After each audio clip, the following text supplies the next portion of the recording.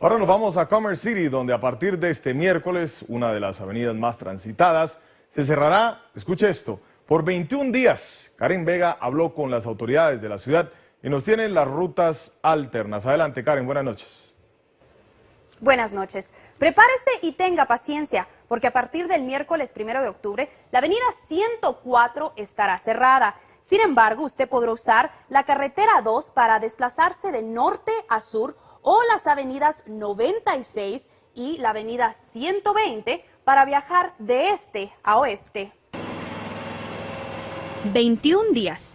Ese es el plazo que prometen autoridades de Commerce City durará el proyecto de construcción en la avenida 104. Si usted transita por dicha vía en dirección hacia el este, preste atención, pues a partir del 1 de octubre estará cerrada a la circulación vehicular por un importante motivo. Ampliar la avenida a 4 carriles y a la misma vez poder mejorar las vías que están pasando por esa área. Este proyecto de construcción es muy importante para la ciudad de Commerce City, poblada en un 50% por hispanos y que tiene 3 objetivos primordiales. Mejorará la seguridad, aumentará la capacidad del tráfico e impulsará el crecimiento económico del corredor. Los desvíos y horarios de construcción pueden cambiar, por lo que el municipio se esforzará para enviar esta información tan pronto sea disponible. Alternativas. Es muy importante saber que la expansión va a ser del Highway 85 hacia la calle Lima.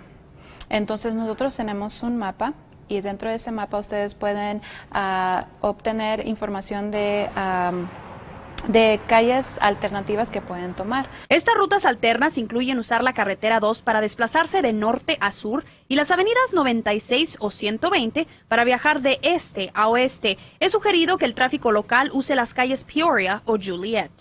Para obtener información actualizada, visite www.c3gov.com/104 y si tiene preguntas sobre el proyecto, llame al 303-536-5886. Tome sus precauciones y conozca las rutas alternas. Ahora regreso a los estudios. Muchas gracias a Karen Vega por esa valiosa información y tome las rutas alternas.